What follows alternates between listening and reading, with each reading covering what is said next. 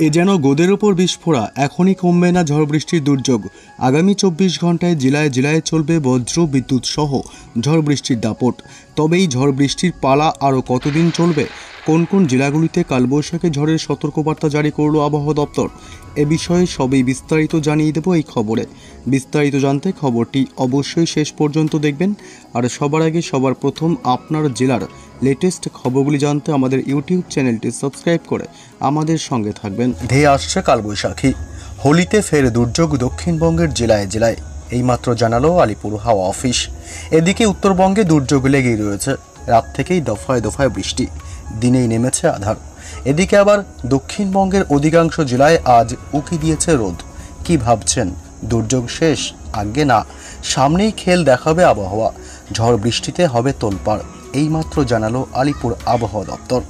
আবহাওয়া দপ্তর জানাচ্ছে আপাতত 2 দিন বৃষ্টি কমলেও আগামী সপ্তাহে ফের ঝড় বৃষ্টি শুরু হবে দক্ষিণবঙ্গে। রবি এবং সোম 2 দিনই দক্ষিণবঙ্গের অধিকাংশ জেলা শুষ্ক থাকবে, তবে উপকূলের জেলাগুলিতে সামান্য বৃষ্টি হতে পারে। আবহাওয়া দপ্তর সূত্রে খবর, আগামী 24 এবং 25শে মার্চ বিক্ষিপ্তভাবে বৃষ্টির সম্ভাবনা রয়েছে, সঙ্গে পড়তে পারে বাজও। 24শে মার্চ রবিবার বৃষ্টির সম্ভাবনা রয়েছে পূর্ব বর্ধমান, হুগলি, নদিয়া, উত্তর 24 পরগনা জেলায়। এদিকে আবার পরের দিন বৃষ্টি হতে পারে বীরভূম, মুর্শিদাবাদ এবং মালদহ জেলায়।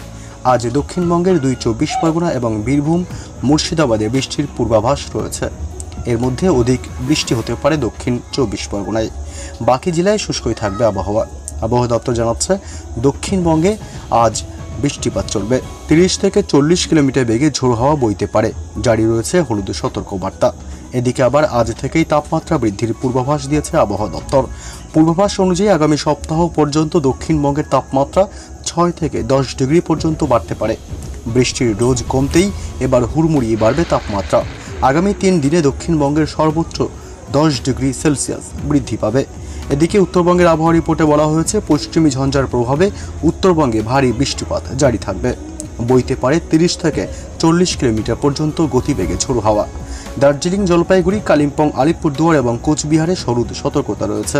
বজ্র বিদ্যুৎ সহ হালকা বৃষ্টিপাতের সম্ভাবনা থাকবে। আগামী 24 ঘন্টার পূর্বাভাসে বলা হয়েছে দার্জিলিং, জলপাইগুড়ি, কালিম্পং, আলিপুরদুয়ার এবং কোচবিহারে বজ্র বিদ্যুৎ সহ হালকা থেকে মাঝারি বৃষ্টিপাত হতে পারে, সঙ্গে ঘন্টায় 30 থেকে 40 কিলোমিটার বেগে দমকা হাওয়া বয়ে যেতে পারে।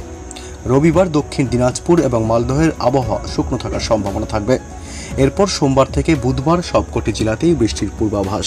তার মধ্যে দার্জিলিং, জলপাইগুড়ি, কালিম্পং, আলিপুরদুয়ার এবং কোচবিহারে বজ্র বিদ্যুৎ সহ হালকা থেকে মাঝারি বৃষ্টি হতে পারে। এদিকে দক্ষিণবঙ্গে বাকি সময় উত্তর 24 পরগনা এবং দক্ষিণ 24 পরগনায় হালকা বৃষ্টির পূর্বাভাস রয়েছে আগামী 24 ঘন্টায়।